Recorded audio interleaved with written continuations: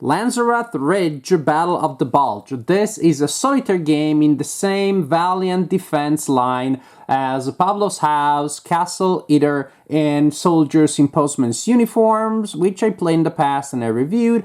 And so, like in those situations, you're gonna have a solitaire player making decisions for a desperate group of defenders. You can also play the game cooperative, of course, with multiple players making decisions for our defenders. And our defenders are trying to survive against impossible odds, against waves of enemies that just keep coming along those tracks. Let me give you a general view of the board. There we have the ridge that our American defenders are trying to protect. And these are the tracks that the enemies will use to try to approach the situation.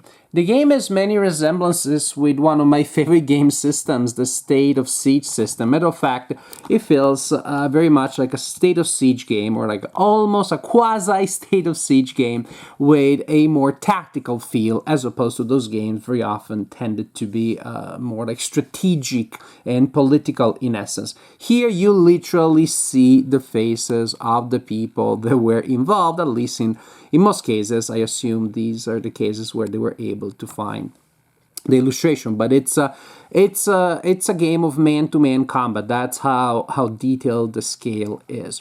So our defenders are inside those areas that are connected by dots, and those white dots indicate areas, indicate connections that they can use to move from one place to another.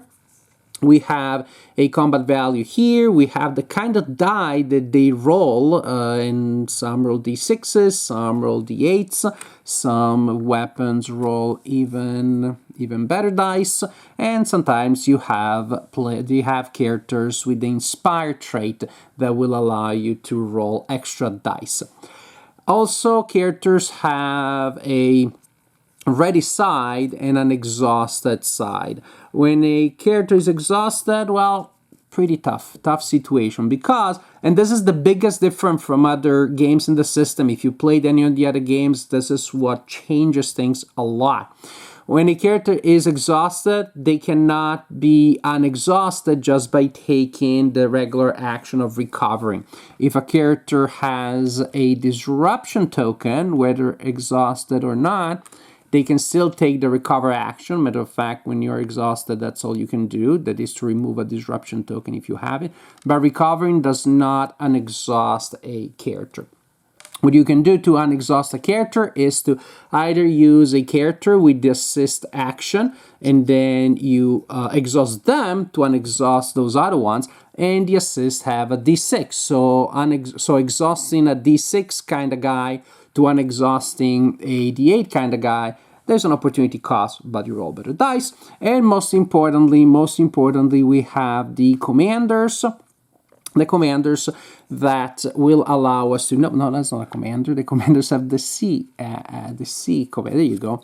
As the commander, they have the C code for command, and they allow you to ready up to 3 soldiers in the same area or adjacent. But I know what you're thinking, because that's what I was thinking. Use a commander to ready a commander. You cannot do that. When you use a commander to ready up to 3 soldiers, that commander stays exhausted. They cannot, there's no game effect that will get them ready again within a phase of the game. They will get ready again at the end of the phase of the game, and that's super important. There are 4 phases in the game, or I should say up to 4, because it may be that you lose earlier. But ideally, your job is to survive for 4 phases, each represented by a different deck of enemy cards. The flow of the game is that you will draw an enemy card, resolve it, then another, resolve it, then another, resolve it. After you resolve all those 3 cards, then you get to activate your soldiers. You get to take 5 actions, and those actions are either minor, in which case the character counts as having acted for that turn. So, for example, moving from one location to an adjacent location counts as a minor action. So I'm going to use one of these tokens to indicate that character took an action. And I got 5 actions, so 5 such tokens total. Or again, the character may take an action that is a major action, in which case I exhaust the character, perform the action, and also spend one of these. So that's the general flow of the game. The enemies take actions based on 3 cards, then you take 5 actions, then you go back to the deck, 3 more cards, then back to you, and so on and so forth, until, if you get that far, the end of the deck. At that point, there is a phase in which you basically clean up and reset the board. There definitely is an element of rinse and repeat here. Remove the attackers that maybe were very close to your positions, and you reset it in most phases the way you see here with some adjustments. You also move your soldiers around, you unexhaust, you ready back your commanders, and so on and so forth. The idea that you cannot ready your commanders and you cannot easily ready your soldiers is based on scale and time scale. Other games in the system represent this sometimes, weeks or months. And so there was time to get ready again, to recover. Here, at the end of each phase, pretty much everybody will be exhausted. That's just the way it is. The number of actions that have been allocated to you is designed to work that way. So, when it is the enemy's turns, we said that you're going to draw cards to resolve their actions. It may be that a card will simply place a specific kind of token, like a leader, in a track leading to a specific space. For example, this leader wants to attack the brown square box number 1, and to do so, the leader enters this track here. Pushing ahead all soldiers behind. Again, they're ideally trying to go to 1. And there is stuff there. There is barbed wire that may slow them down. If they keep pushing, they may form stacks unless other things apply, such as a leader telling them to cut the wire. There are traps that blow them up as they go. But ultimately, they may be able to reach one of the positions, and if there is somebody there, then there's going to be a battle, which is going to be very bloody. Also, if at the end of a turn there are enemies in an American position, then you lose the game. So that's it. If they enter, then you only have that action phase to try to remove them from there. Also, when you lose your soldiers, your morale goes down, and if you lose too much morale, you also lose the game.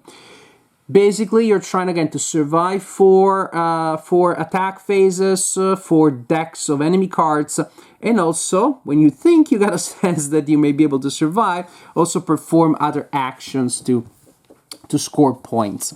Now, or the enemies may enter, may enter a random location, then you roll a die and you place the corresponding enemy tokens, and you also have cards that activate these machine gun positions, in which case you can either place a corresponding token in an area, or you activate it, and then you roll a die and you see the area that is targeted, and that may place disruption tokens.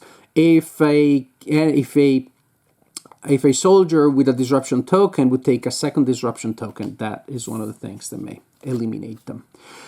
So they take 3 actions: shooting at you, advancing towards you, and later possibly doing other things also. But then finally you get to take your actions, again, minor or major. The minor actions, a very common minor action will be, again, to move from one location to another. I'm not going to go through the entire list of actions. This is the entire list from a player aid of the minor that don't exhaust a soldier, and this is the list of the major that do exhaust a soldier. And some of these don't even apply during the early phases. But generally speaking, again, you will want to move, you will want to use your assist people to ready somebody, then you will want to use your commanders to, again, ready exhausted people. And ultimately, something very important is to shoot at the opponents, is to try to remove enemy tokens. Now, when you do so, you need to choose a soldier who will fire and a target, they need to have a line of sight. So they need to the box that you're firing at needs to be of the same color as the area from which you're firing. So this is fine, brown with brown, for example. And also there's a little symbol here that says, square with square. And you may have positions where you can shoot at two different tracks. Like that position goes towards orange and goes towards brown. And also, however, if you fire across the +1 line, the plus, that's good. Plus, it's a penalty because you're firing really far. But ideally, you declare this, you identify the soldier you're going to use to fire. You make a note of the kind of die that the soldier uses, and you pick up that die. And the game comes indeed with different kinds of dice. And I wish there were different colors, because sometimes in the mess I'm like, well, which one is which? It's just be more intuitive. But that soldier rolled a d8. There may be modifiers that you apply, such as, for example, getting an extra die, and that's super good. But ultimately, you're trying to roll equal to or higher than the defense of the space in which the enemy is. And as you can see, the closer they get, the lower the numbers, therefore the easier they are to hit.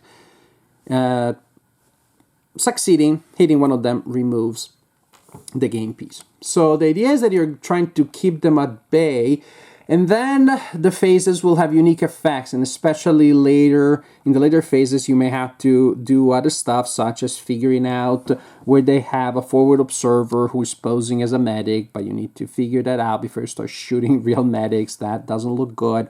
Also, later on, you're, again, in last phase, you're trying to deny equipment. So you're trying to remove soldiers from the board, to remove equipment from the board. Another cool action is to use these weapons here that allow you to roll not just good dice, but also multiple dice. But then you have to take to worry about ammo. There's only a limited number of times that you can do that before you need to reload, and even then they don't have an infinite number of rounds. And also, if you just use long bursts, there is a risk of overheating your weapon. So in general, it's a game with a simple script in which you'll draw cards to resolve the actions of the enemies. You will have 5 actions to perform your actions, and you can spend it in so many different ways. Continue like this until either you lose the game or you survive until the end of the game, in which case you check your score and you see how well you did. I like The Godfather Part 3. I think it's a fine movie. I think also it gets bashed a lot because it comes after movies that are so much better. So in retrospect, people just attack that one. I think this is something similar to what we have here. I hope no one will attack Lanzerath Ridge, because it's a fine game. It's a good game. It just happens to be less compelling, at least for me, than its predecessors in the same system. I mean, I like this idea, the overall State of Siege idea. I like this since I started filming videos in 2010. Some of my first videos were about that. The game system, which I've loved since, and I like to see an implementation of man-to-man combat or small group, as we've seen in the Valiant defense system. I like the balance between the unpredictable things that the enemies will do, the sense of mounting dread, the sense of diminishing resources, and yet then the agency that you have with all these different things that you can do. Matter of fact, there are some State of Siege games in which you do a lot of upkeep, the enemies do a lot, and then you don't get to do much because some turns you get 1 action, some turns 2. Here you always get 5 actions, and yes, there were even turns where I felt like I didn't need all of those, and then for those you have other stuff that you can do. As a matter of fact, it's pretty interesting that you can use radio actions to call for help, to give intelligence, and that will score you points at the end of the game. You can call for artillery support, which is really good. It's a little literally hit or miss. Like you put radio tokens on a certain space on the board, and when you spend those tokens, you roll dice, and if at least one of them is a 5 or a 6, you get to remove 3 cards from the current enemy deck, which can be pretty good. Basically, you get a turn in which they don't get to act because 3 cards is the equivalent. So Really good stuff. All the good stuff, all the good stuff of the Valiant defense system are here.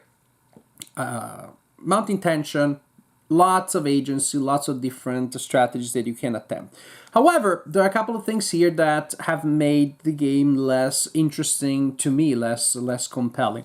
One is the rinse and repeat element, because well, the end of a phase should be where is the most exciting, but there are times where I look at the deck and I look at the board and I'm pretty good and I know I don't have to worry. Chances that they will attack me that at the end of that phase or before the end of that phase in the last turn are very minimal that they will take a position and cause damage.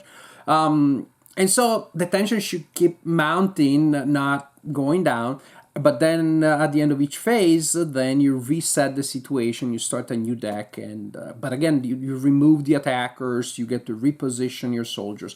And that to me, that's a little less interesting, on top of adding more upkeep, because you basically have 3 upkeep phases after the basic setup, because you got to reset up the game at the beginning of each phase. And if you did manage to use artillery to reduce the enemy deck, sometimes a phase feels a little bit anticlimactic. It just flies by and you find yourself resetting the game.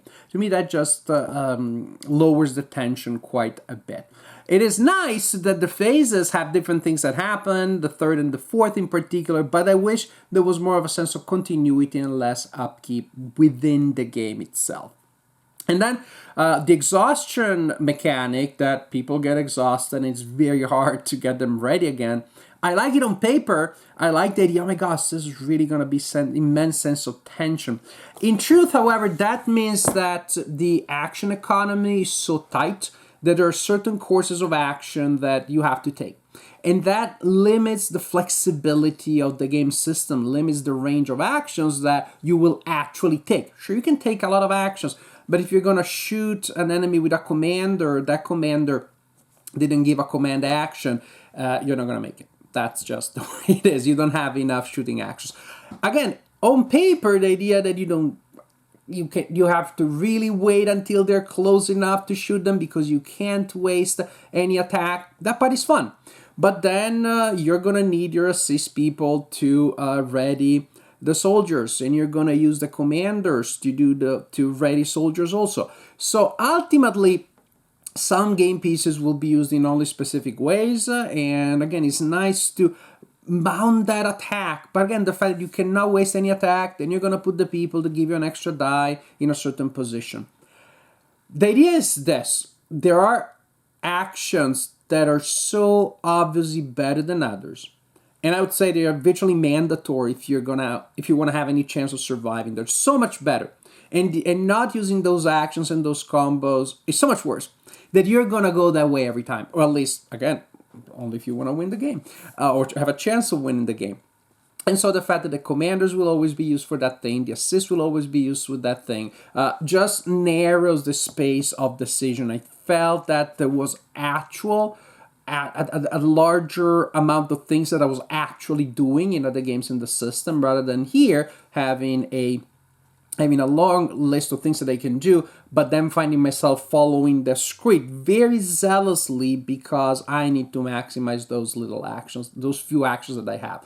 So it's nice that there's a sense of tension, but I feel that gameplay has become a little more limited that way. Again, compared to predecessors in the same system, this is still a better game than a lot of other games out there. It's still a war game with a great sense of space and time and chrome and theme. It's very historically interesting, very dramatic with a dynamic element. Again, it just pales a little bit in comparison with other games that had all of those things and also had more of a compelling flow. And so it's good in itself. I don't think is quite as engaging as its predecessors, and this is my assessment of Lanzerath Ridge.